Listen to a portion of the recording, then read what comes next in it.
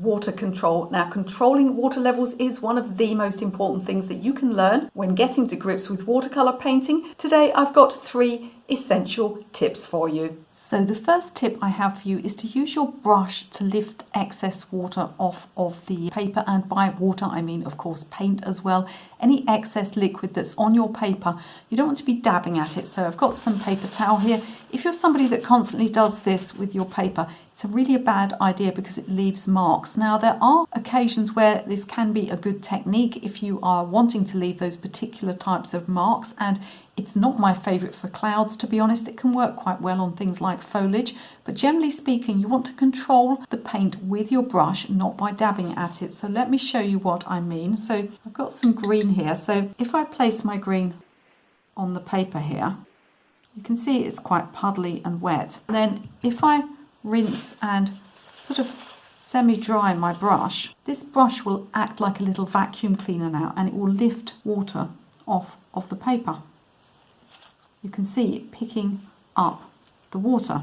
So that's all very well and good, and it'll help to avoid puddles, and puddles make back runs and little marks, as you may have found. But there are a couple of different techniques for doing this. So for the first technique, we're going to leave a mark on purpose. So this would work if you were, let's say we're painting a leaf here.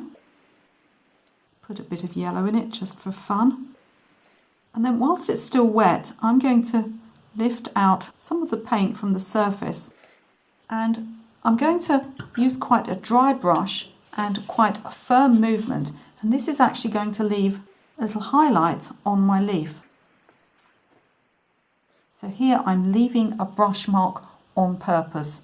But what about if you're just trying to do some kind of flat wash and you've got lots of excess paint, but you don't want to leave a mark like this? So you want a different technique in that case. What we're going to do is we'll put the paint on again, and you know, it's a bit puddly in places. If we let it dry like this, certainly some of this puddling around here will cause problems. It'll dry unevenly, which means that we'll get back runs or cauliflowers or blooms or whatever you like to call them. So in this case, what I'm going to do, I'm going to dry my brush again, but I'm just going to make little dabs, pick up like this, and I'm just using the very tip of the brush.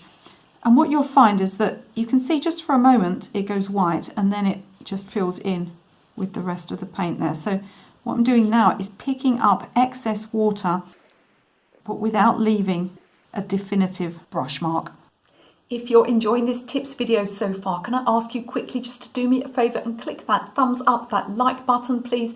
If you can like, share, subscribe, or leave me a comment, helps to push my channel out to more people. I can teach more people like you how to paint and draw. And I'm super grateful to all of you who watch me on YouTube. Let's get on with tip number 2. So the next tip I've got for you is to stop always pre-wetting your paper. So I'm going to do one here just to show you the difference between pre-wetting and not pre-wetting. Now, to be clear, there are some specific techniques where you need to pre-wet the paper. If you were doing something like clouds in the sky and you wanted to put the blue in, you would need to wet the paper first.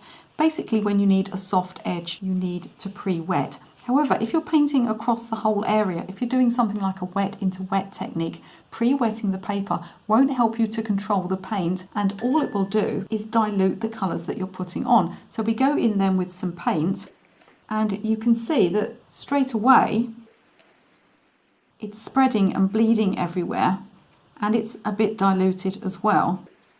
It's not going to help you to get an even effect. There is absolutely no point to pre-wetting your paper unless you have a specific technique that requires it, and getting, say, a wet into wet background does not require pre-wetting the paper. I see so many people going wrong with this. And the other thing that can happen, of course, if you're going round something like a flower, is you can't see where you've put the water, and then all of this background paint starts to bleed across into your flower. So what we can do instead on dry paper is we can just go straight in with paint colour. As long as it's wet enough and you're not over mixing areas, there's absolutely no reason why you have to go in on wet paper. And you can see that we're actually getting a much stronger coloured effect here by going onto dry paper. Normal rules apply. You don't want to leave puddles, and you want to keep this edge here, this leading edge, wet as it comes across. But you can see the lovely wet into wet variation we've got there.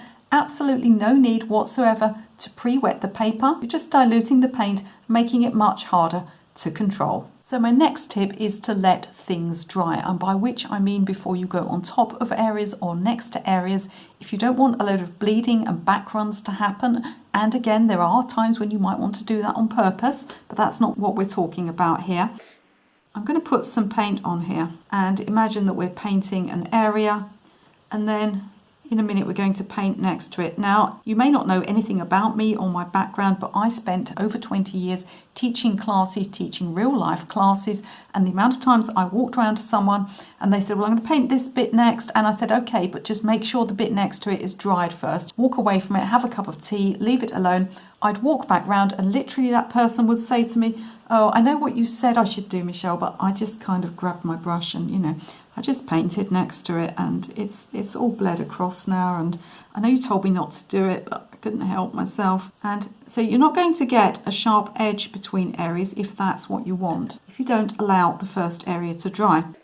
So there's a bit of physics involved here, and it's very easy to understand. And the idea is that wet paint will spread across into damp paint. Now the reason for this is that water seeks to find its own level, and so it wants to spread out across here. And because this is damp, but this is wet, there's more water here, there's more liquid here. So this liquid here is going to spread across into this semi-dry area here. Now, if this first area had been bone dry, we would get a sharp edge here, one between the other. So you can think of it as perhaps you've painted a brick wall and then you're painting something next to it, and it all starts to bleed across into your brick wall when you wanted a hard edge around the outside. Now, it doesn't matter what colours we use. It can be dark on light or light on dark. It's nothing to do with colours. I'll do a light one here just so you can see it in a bit more effect.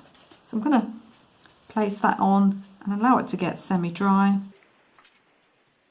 And the reason people have such trouble with this, the reason my students used to sort of go ahead and do what I told them not to do and then confess the next time I walked around the classroom, is that it's really, really hard.